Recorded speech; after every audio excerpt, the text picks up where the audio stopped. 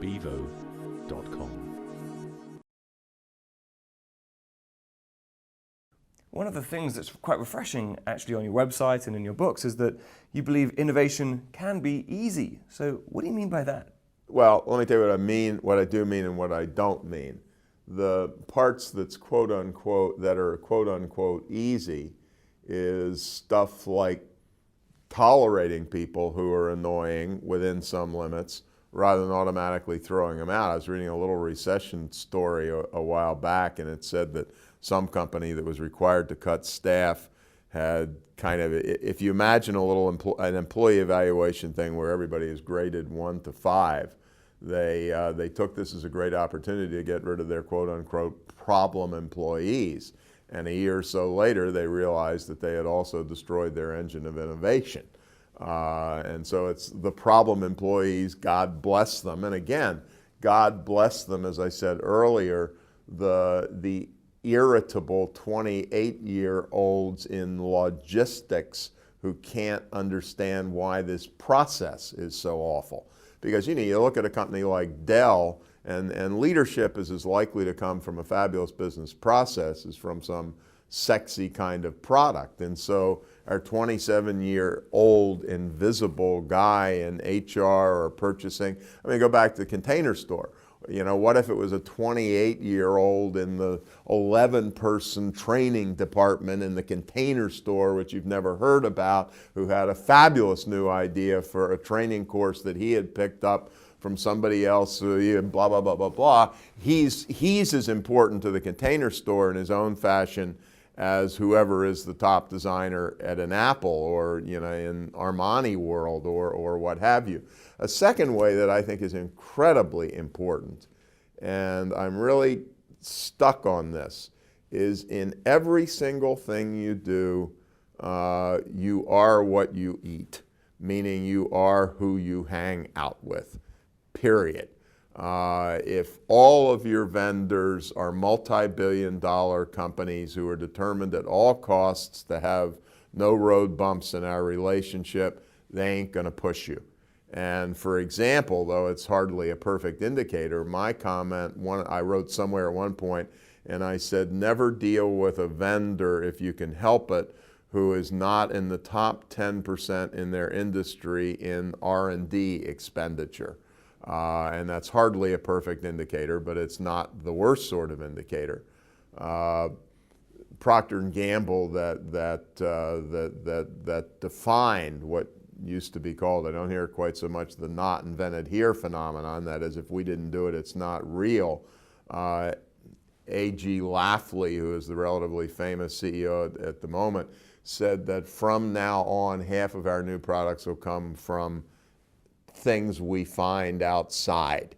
And so one of their most successful products, and I've forgotten the entire story, but somebody at P&G somehow or other found some fabulous product coming out of some relatively small company in Japan and turned it into a winner with the enormous distribution system. So and the key case,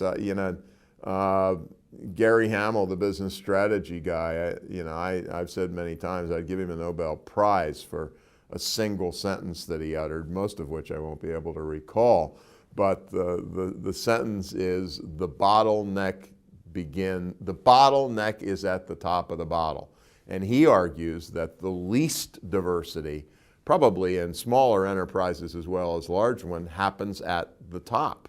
And which is one of the reasons. But it's who, and boards, God only knows, if you're looking for a dull set of human beings, the boardroom is probably the best place to begin. And so the other thing, and we now have a rather enormous literature that supports that, in addition to saying variety of consultants, variety of people on the payroll, variety of vendors, variety of locations. Great innovation tends not to come within 100 miles of a corporate headquarters. I remember years ago I was fascinated that kind of all the intriguing innovation in big companies came from a small lab outside of Madrid, or I remember in the case of American companies, including IBM, why the hell is it that all their best units came from Canada?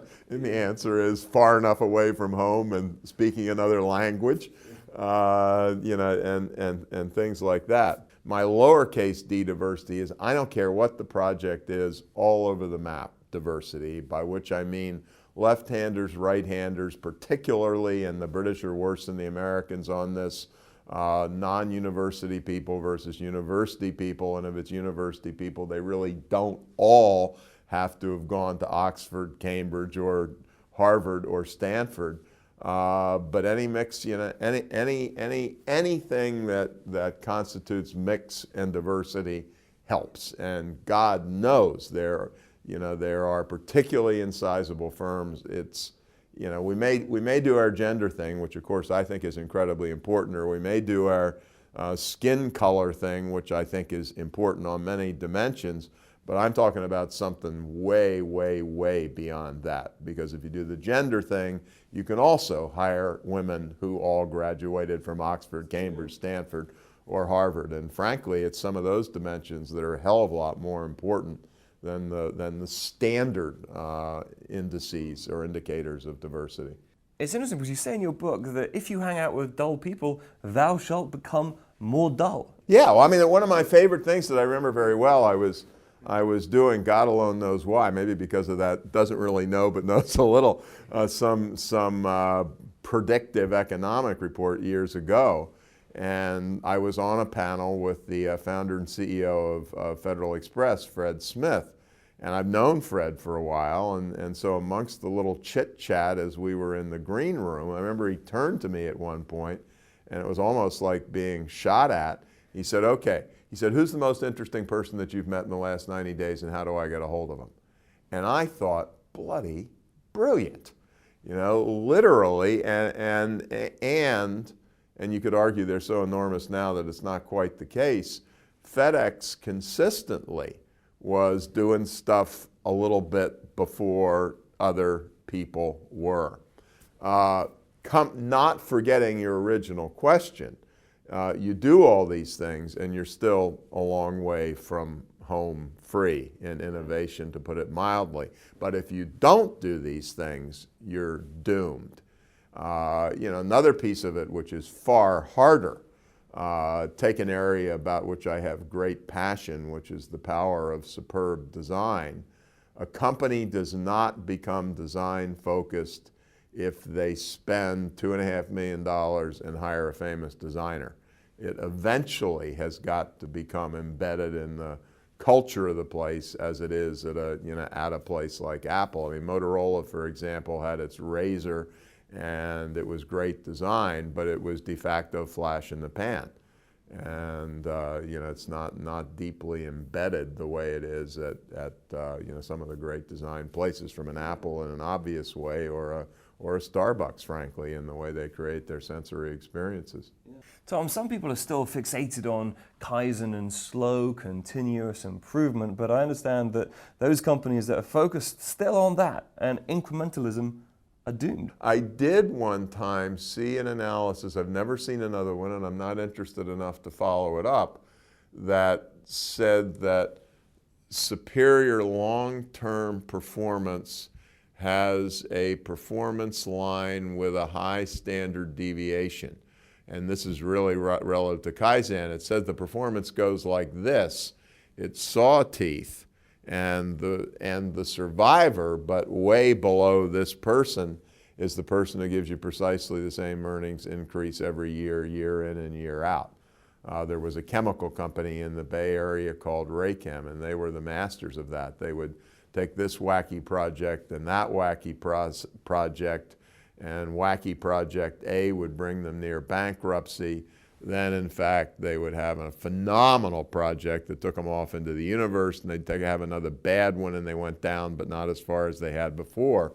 And so they literally grew like that. It makes sense. Yeah. It makes sense, because nobody, nobody, to use American baseball, as I all too frequently do, nobody hits a home run all the time or even half the time. I think the MBA ought to be called the Master of Business Arts instead of the Master of Business Administration, because business is pure art. I had a chapter title in my 1992 book, Liberation Management, and it said, damned if you do, damned if you don't, just plain damned. In order to master a market, you have to be consistent, And the moment you're consistent, you're vulnerable to attacks from the outside. And it is just as simple as that. You know, to deliver the goods, to deliver them regularly, you've got to, you know, have laser-like focus, and laser-like focus means you're not hiring the innovative vendor. And you know, the cheap answer, which is the wrong answer, is do both. Of course you do, to some extent.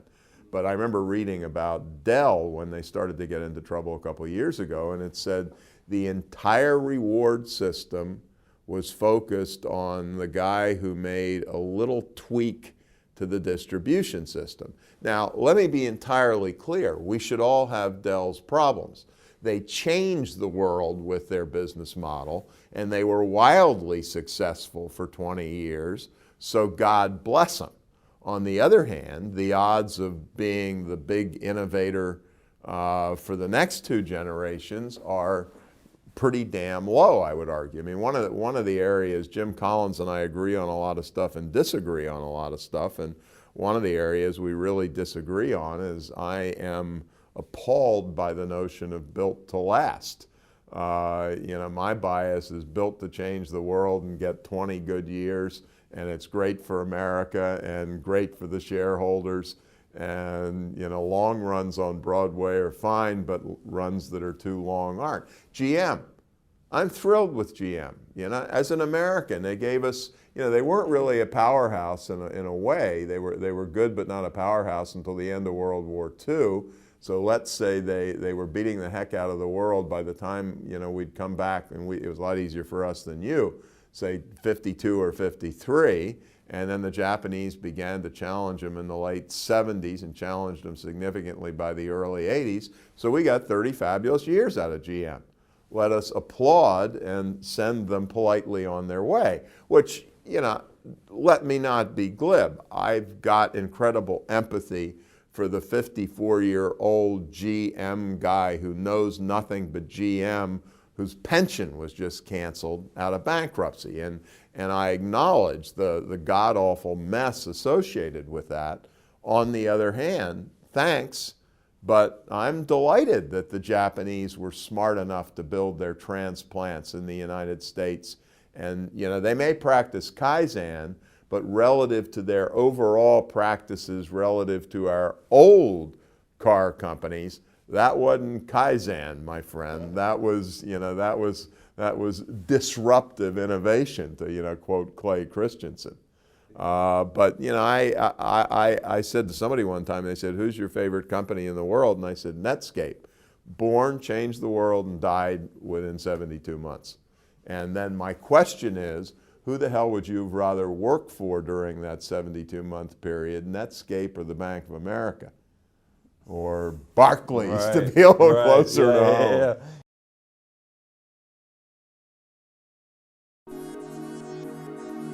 Bevo.com